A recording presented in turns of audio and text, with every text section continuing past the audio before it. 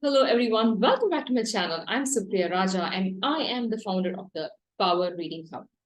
Well, today's video is completely dedicated to moms. Yes, because being a mom myself, I know how much moms do for the family, for the children, for for everyone else. But somewhere down the line, moms do tend to ignore themselves and their well-being as well, right? Most of the time we're like rushing, and we just don't seem to have enough time for just ourselves.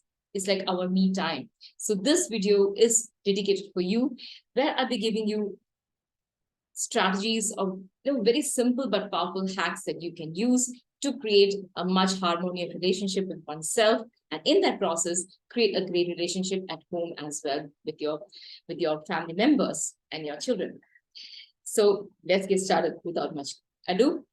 And before I go further, don't forget to press the bell icon and subscribe to my channel so that you get notified each time I post a video. So yes, when we are talking about mommies, we always think about the sacrificing woman, the woman who is first, giving the child the food and then eating, those kind of tendencies. Yes, they do exist. Even I have done that. But yes, it's important that as moms we need to also take care of ourselves, right? Even when you go in flight, they instruct that we first need to put the oxygen cylinder on us first before helping another person or before taking care of the person next to us. The same principle applies here as well, because if we aren't able to take care of ourselves, our physical needs and our mental equilibrium is going to impact our families dynamics and also the atmosphere at home, right? So the first thing I would suggest, or what I'm suggesting here, is something that I personally practice. It's not that I'm just saying from internet and telling here. These are all these things that I do practice in my own personal life. Okay. The first thing is to take care of your own physical health. Yes. It doesn't make any sense, you're taking care of everybody and not eating the right kind of food and not exercising, not being fit yourself, because that tends to aggravate to some kind of health conditions, which is not going to be good for you or your family. So be proactive in this aspect and start taking care of your health as early as possible, right? Taking care of health would very simply constitute maybe having some kind of a fitness regime. Even if you don't have time to go to the gym or you think it's just too expensive, it's fine. A very simple exercise like walking, which is free, where you can go into the nature and you can actually have a great health, is fantastic, right? Walking is a great exercise by itself. If you're able to do that at least for 20 minutes in a day, great. So but just ensure that you do it consistently and every single day, right? And if you're someone who wants to club walking with some kind of fitness, some kind of cardio exercise, like I do kickboxing cardio, I also do planking, I just kind of I like to vary it rather than just stick to one form of fitness. It's fine, you can do that as well. Or you like dancing, whatever, but something which keeps the body moving is very important, right? So yes, take care of your physical health by having some form of physical exercise, whether it's walking, whether it is running, whether it is swimming, whether it is some sport, whether it's dancing or some cardio exercise, whatever it is mandatory. The second thing is, along with our physical health, is our mental or psychological well-being, right? Because we are always among a lot of stresses, a lot of things gets pushed onto us, right? Whether it's the stress of the family, whether it's in a professional work environment, whatever it could be. If you're in a business, then the business related stress can be there, right? So it is important that we also maintain our own equilibrium so that we can handle all these, the things that life can throw at us in a more effective way. And the best way I have been practicing is meditation. Now, again, if you want to know what kind of meditation is good and what meditative practice I can do, there are a lot of meditation videos on YouTube itself you can check out. And if you're already doing some form of meditation, great, just be consistent. What I do is mindfulness meditation, where I pay attention to my thoughts. I also pay attention to whatever, any kind of negative feelings that's there, that's showing up in my body, a feeling, because our mental health is also, a mental thought process is also connected with our physical body. So if you're feeling something negative, it will show up in our body as well. So I pay attention to where it is in my body, and I just observe that until my body feels relaxed, and then I also feel relaxed. So I practice this mindfulness meditation practices, and also at times Om meditation or Om chanting. You can also do that. A simple meditative practice is Om chanting, because Om chanting is also considered as a focus meditation.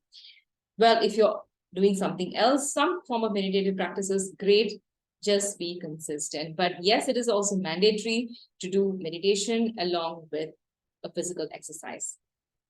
The next thing that I would definitely suggest is gratitude.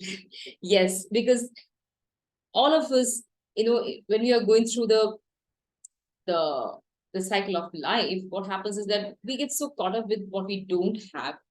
I also do that quite frequently.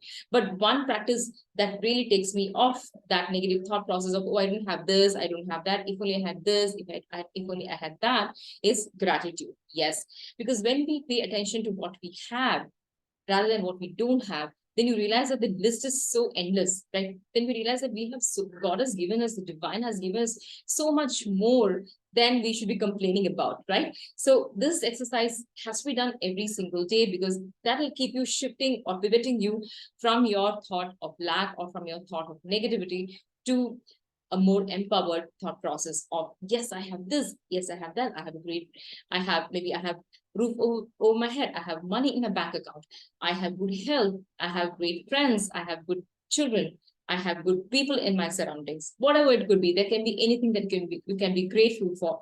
So always, every day, do list your gratitude and put it in a journal. I do have my gratitude journal, which is here. I carry it also, and I do pen it down every single day. And if you're someone who finds it a little cumbersome to write down gratitude in the form of gratitude list, you can also do a gratitude walk. Yes, that is like, this is something I learned it from a life coach in the name of Anjana Ritoria, who talks about gratitude walk, where you just walk in the nature and thank universe for the things that you have. Like, I thank the air in my surroundings. I thank the free air I have. I thank the sunshine is so beautiful. I thank the cool weather. There are so many things you can thank about, right? Every simple thing.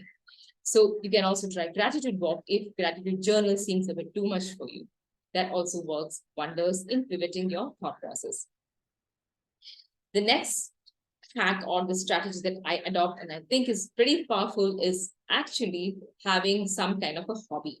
Yes, because we are also caught up with, a professional front, family, taking care of children, that we are not really giving time for the like, me time, to say, where we can pick up some hobby, something, a leisure activity, which kind of rejuvenates our soul, right? Which should make us feel very nice. It could be in the form of reading, it could be singing, it could be dancing, it could be gardening, whatever. But a hobby is a must. Even if you have to spend 20 minutes to half an hour every day, you can definitely pick it up. Like, I love singing, I love dancing, I do dance whenever I feel like it. I also like to read self-development books. So you can also do something like that to actually nourish and nurture your own soul and your heart. And you feel very good about that, because you're taking care of yourself and you're doing things that you love. Yes, hobbies gives you that kind of space to do what you love rather than what is mandated or expected out of you, right? So do pick up a hobby that you love and that you really want to do for a long time, or something you feel, why not try it out kind of a thing. You can do that as well. The next strategy that I would say is, along with our hobby, is to actually develop yourself in terms of your professional skills. Like, if you're in a job or if you're also having your own freelancing or business, whatever it could be, it doesn't hurt to improve your professional skills or your business skills or skills connected with your domain, right? If it's to do with, if you are a teacher, okay, like, then you need to build up some professional skills, get some certifications, get some licenses that do that. Or if you're in the software industry, whatever is required for that professional development, it is important, because yes, enhances your credibility as a professional. At the same time, it also improves your self-esteem. And if you're a homemaker, even then, there are so many things that you can do to build your skills, whether it is like, you want to build up your culinary skills, or if you want to start up a business from home, that is also fantastic. Because look, even I work from home 100%. So this is something that you could also consider, starting some home-based business and building skills on that. That also will really make you feel good about yourself, and you enable you to have a very healthy self-esteem as well. So think about this as well, of building your own professional skills and business skills. And yes, last but not the least, I would definitely suggest is staying away from people who are not in your vibration, because all these things that you do, all these strategies that you adopt are going to actually lift your own vibration. But if you are going to be aligning yourself or putting yourself in a group of people who are gossipers, who are always negatively, talking negatively or pulling yourself down, or if you're talking about your goals and dreams, and those people are like, now why would you want to, focus on your goals? Just take care of your family, just take care of your children. Let me tell you, please steer clear of those kind of people, because they are not going to really help you in your growth or your evolution in this life, right? So be around people who are aspirational, who are like-minded, who talk about ideas rather than people who talk about other people. We don't want those in our circle at all. So if you find yourself getting, pulled into those kind of circles, mind you, consciously pull yourself out. And if you're in any of those, in those WhatsApp groups that has a lot of these gossips or unnecessary things happening, you can also, either you can get yourself out of the group, or you can even archive those groups so that you don't get notified whenever somebody's posting anything, right? So that your space is clear, your vibration is clear, your mental space is clutter free, and you can focus on the right things that is good for you, your environment, and for your family. So if you like this particular video, don't forget to subscribe.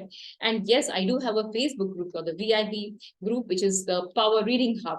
You can hop into that group as well, where I talk a lot about enhancing your child literacy skills, building self-esteem in the child, improving communication skills, and also attention and comprehension in your child.